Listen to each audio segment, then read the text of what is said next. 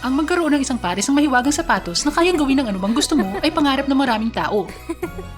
Sa kanila, nariyan si Prinsesa Julia, isang magandang babae na hinahabol ng maraming lalaki at pinakamagaling sa pagsasayaw sa kaharian.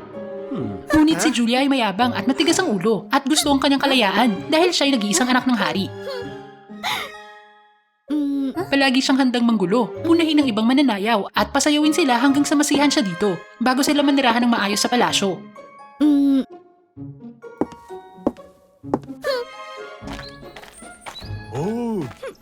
Nang si Julia ay nasa edad na para mag-asawa, ipinakilala siya ng hari sa maraming binata, ngunit lahat sila'y tinanggihan. Sinabi na gusto nilang sumayaw. Ngunit nag-alala ang hari sa hinaharap na kaligayahan. Kapag wala na siya, kaya't determinado siyang humanap ng angkop na asawa. Nang makita ang determinasyon ng kanyang ama, nagmungkahi si Julia ng plano na sa tingin niya ay imposibleng magawa ng sinuman. May kahilingan ako. Gusto kong pakasalan ng tao na may mabait na puso, sapat na talento, at bibigyan ako ng isang pares ng marangyang sapatos ng pangsayaw. Makapunta kahit saan ko gusto, magaan ang balahibo, makakasayaw magpakailanman ang hindi nasisira, upang ipakita ang kanyang sinseridad. Dahil mahal niya ang kanyang anak, sumang-ayon din ang hari sa plano ni Julia at ipinadala ang mga kinakailangan at seremonya para sa kasalang prinsesa.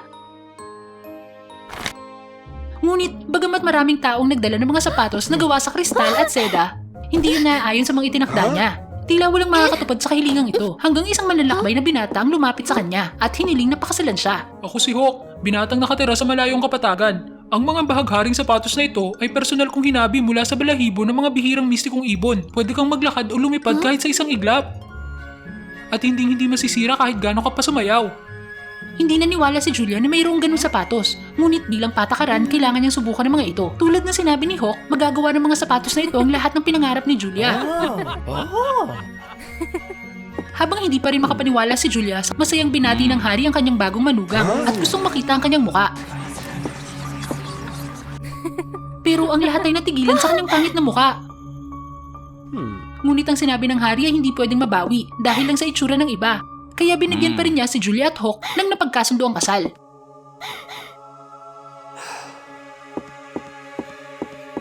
Hindi ako pwedeng magpakasal sa hayop na katulad niya.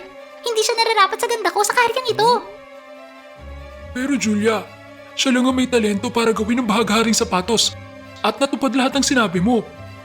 Ayoko lang na... Julia, kahit naintindihan ko na hindi mo gusto ang kanyang itsura, hindi mo pwedeng tanggihan ng pakasalan siya sa dahilang yun. Mahal na mahal kita. Ngunit kailangan alam natin paano to pa rin ang ating sinabi at ipinahayag natin noon. Gayunpaman, hindi pa rin natanggap ni Julia ang kasal at sinubukang ipagpaliban ito. Ang bahagharing sapatos na ito ay pwedeng lumipad at dalhin ako kahit saan. Kaya makakatulong ito sa akin na makatakas at walang ibang makakahuli sa akin. Sa pag-iisip, tumakbo si Julia sa langit upang magtago mula sa kanyang kasal. Ngunit natagpuan ni Julia ang sarili na nahihirapang maghanap ng pagkain. At ang pakikipagkaibigan sa mga ulap ay nakadagdag lang sa kanyang paghihirap. Sa kalaunan, siya'y napagod at nasabik sa kanyang palasyo na kanyang iniwan. Tsaka walang ideya si Julia na habang natutulog siya, unti-unting sinunog ng araw ang kanyang sapatos. Nang nawala ang bahagharing sapatos, nawala ang mahika ni Julia at nahulog siya sa ulap. Buti na lang at nailigtas siya ng anino nang mahulog siya malalim sa dagat.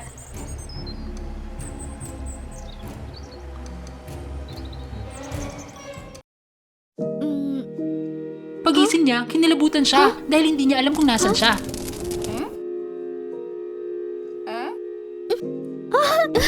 Tumingin siya sa ibaba at nakita niyang nasugatan ang kanyang mga paa at hindi na siya makalakad ng maayos.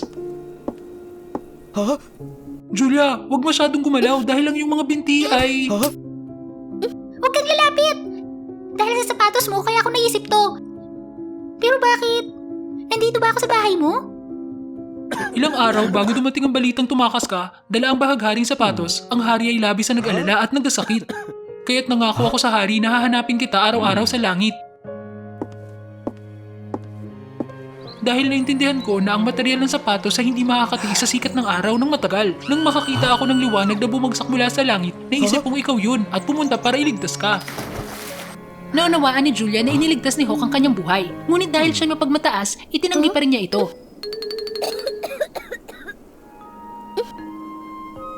Bakit na? Huwag mong isipin na kaya kitang tanggapin bilang asawa ko. Ngayon, dalhin mo ako sa palasyo. Baka nag-aalala na ang ama ko. O gawan mo ako ng bahagharing sapatos para ako mismo uuwi. Huwag kang mag-alala tungkol dito. Dahil ayoko din ng sapilitang kasal. Pero ayaw mo ng asawang may talino at puso. Kaya mas patutunayan ko sa'yo to para tanggapin mo. At saka, may bagyo ng nyebe sa labas. Manatili ka rito sandali para magpagaling. Kung gusto mo ng isa pang pares ng sapatos, gagawa ko nito para sa'yo pagkatapos ng bagyo. Sa ngayon, lumipad na mga mistikong ibon para umiwas sa lamig. Kaya wala akong materyales na gawin ito. Kaya pakiusap, dito ka muna at magpahinga hanggang sa gumaling ka. Itong lalaking to, masyado bang masama ang pakikitungo ko sa kanya at nag-aalala pa rin siya sa akin? Pero kahit napangit siya sa panlabas at tapat sa loob, ayoko matali sa kasalang ito sa lalaking halimaw na tulad niya. At saka, dahil may sakit ang ama ko, gusto ko siyang makita sa lalong madaling panahon. Kunwaring pumayag si Julia.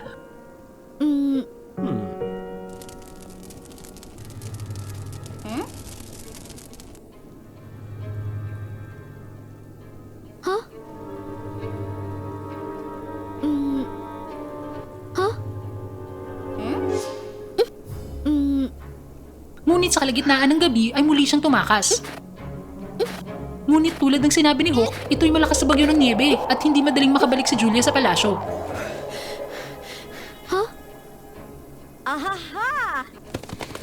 Hey! Nang sinubukan niyang sumakay sa karwahe, tumanggi silang pasakayin siya dahil nakita nila ang kanyang marumi at kaawa-awang itsura. Kaya naglakad pa rin siya sa gitna ng bagyo at hindi sinasadyang lumala ang sugat sa kanyang mga binti. Julia! Boses yun ni Hawk! Nakita ni Julia si Hawk na nagmamadaling pumunta sa kanya at mabilis ay binigay sa kanya ang kanyang sapatos para mainitan.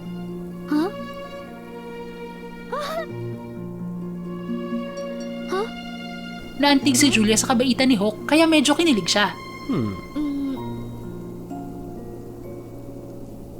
Hawk, hindi ka ba galit na umalis ako ng kusa? Hindi, dahil naintindihan ko na nag-aalala kasi yung ama, kaya kailangan mong bumalik sa palasyo sa oras na to. Kung gayon, bakit mo gustong pakasalan ng may matigas na ulo? Hindi nasisiyahan na tulad ko bilang asawa mo. Dati, napakatigas din ang ulo ko. Ang alam ko lang kung paano manalo o matalo. Ngunit sa huli, walang tunay na nagmamahal sa akin. Nire-respeto lang nila ako dahil sa pangalan ko, posisyon ko o itsura ko. Pagkatapos kong malaman ito, unti-unti akong nagbago at gusto kong tulungan ng mga tao na magkaroon ng mas masaya at mas komportableng buhay. Dahil kung tutuusin, lahat ng tao ay may mga kapintasan, tulad mo o ako. Ngunit sa halip ng makipagtalo, maging pasaway, dapat marunong tayo magpatawad sa isa't isa at gamitin ang ating mabait na puso para damayan sila. Doon tayo tunay na lalaki at magiging malaya. Kaya pala, matapos ang lahat ng ito, naintindihan ko na ang katigasan ng ulo ay magdudulot lahat ng gulo. Sa tingin ko'y dapat kong baguhin ang pag-uugali ko. Salamat! Nakikita ko kung gaano ka nasasabik sa palasyo. Kailangan nating malampasan ang bagyong ito.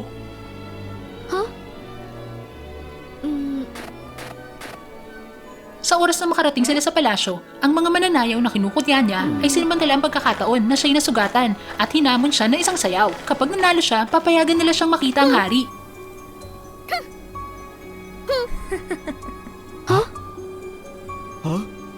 Nasugatan ang binti ni Julia, kaya gagawin ko ang hamon para sa kanya.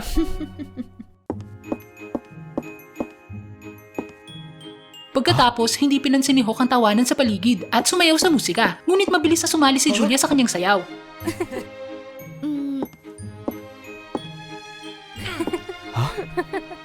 Julia, ang mga paa mo ay hindi... Huwag kang mag-alala. Kahit nasugatan ako, naniniwala pa rin ako na kaya ko silang talunin sa kakayahan ko sa pagsasayaw. Tsaka ayokong lagi kang nahihirapan. Kaya kung gusto mong tumulong, sumayaw tayo. Nakita ni Hawk ang determinasyon sa mga mata ni Julia, kaya pumayag ito at sumayaw sa musika kasama niya. Hindi lang yun. Noong pagod na si Hawk, nandyan si Julia para pasayahin siya, gaya ng pag-aalaga niya kay Julia noon. Unti-unti sa malamig na sayaw, naintindihan nilang dalawa ang nararamdaman para sa isa't isa. Samantala, ang sapatos sa ibang dalaga ay nasira at sanhi ng pagkatalisod niya.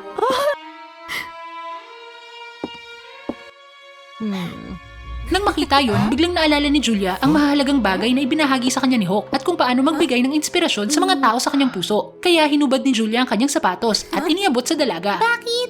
Hindi lang ipinagdiwang ng prinsesa ang tagumpay, ngunit binibigyan din niya ako ng sapatos na to. May nagsabi sa akin na, imbis na mag-away, dapat natin gamitin ang ating mabait na puso para maging kaibigan ng lahat. At saka, naintindihan ko na para sa atin ang mahilig sumayaw, ang mga pan na ito'y mahalaga.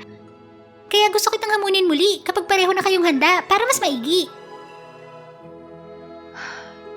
Prinsesa, hindi ko alam kung anong nangyari sa'yo. Ngunit maraming salamat sa iyong kabutihan. Walang anuman, ang lahat ng ito'y dahil sa aking kasintahang si Hawk.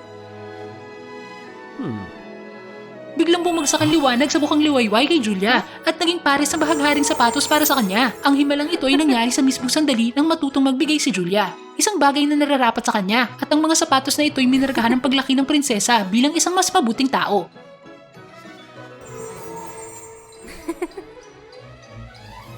Natuwa si Julia at sumama kay Hawk upang bisitahin ng hari at ikwento ang nangyari at kanyang mga karanasan. Naging bukas si Julia, nagbahagi kay Hawk at sa wakas, nagkaroon sila ng tunay na pag-ibig at naging masaya magpakailanman.